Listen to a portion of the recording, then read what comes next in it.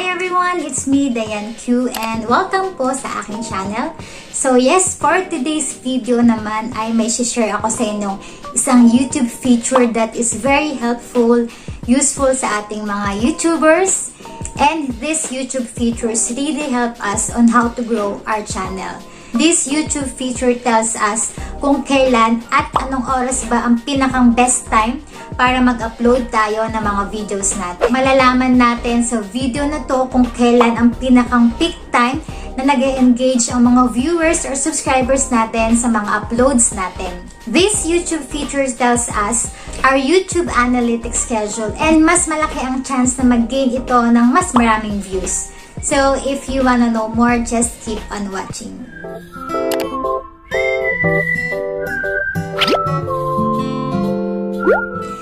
So, by the way, if you're new here, I am DianneQ, and in this channel, I share some of my life journal, lifestyle tips, and nagpo-focus po ako sa paggawa ng mga YouTube tips and tutorials.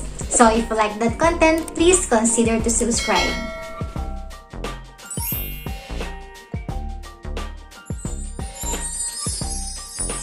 So, a quick disclaimer lang po. Lahat ng share ko sa inyo is according to my YouTube analytics schedule. Maaaring maging factor ang country and also yung mga viewers and subscribers mo. So, once na natapos mo ang video na to, i-check mo na ang pinakang best time on when you will upload your videos.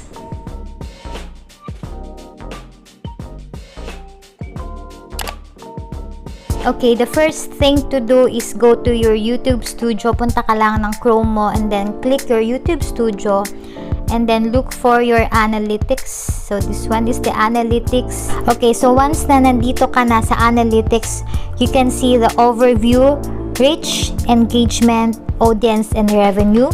So magfo-focus tayo dito sa audience. So, scroll down mo lang siya until makita mo itong when your viewers are on YouTube. So, sabi dito, this is from the last 28 days. So, almost 1 month ng analytics ng uploads mo. Ito yung pinapakita sa'yo.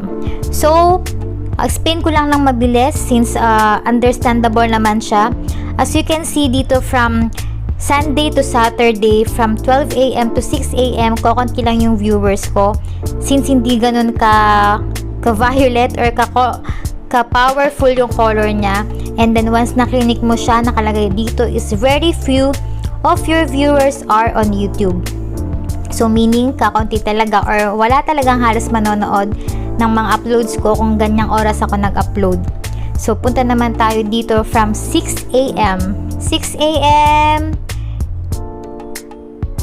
few of your viewers are on YouTube. So, from 6 AM onwards hanggang tanghali. Meaning, meron na rin nanonood or mas marami na rin ang gising sa oras na yan. That's why, mayroong mga tendency yung may mas manood or mag-views ng mga videos natin. And then, dito tayo sa tanghali or lunchtime dito sa Philippines, which is 12 PM. And as you can see, nabago yung color niya, mas naging violet. And nakalagay dito is from Sunday 2 PM, many of your viewers are on YouTube. So meaning, mas maganda sa oras na to mag-upload tayo kung meron na tayo mga naka-ready na uploads. So from the whole week siya, pwede kang mag-upload ng ganyang oras onwards. Pero if I were you, upon checking sa aking analytics here, pinakang peak time ko is from 6 PM or this 9 PM. So, very many pa. So, super dami daw na nag-e-engage sa YouTube during this time. Okay, so once na nag-upload ako from 6 PM onwards, meaning mas malaki ang chance na magkaroon siya ng mas maraming views.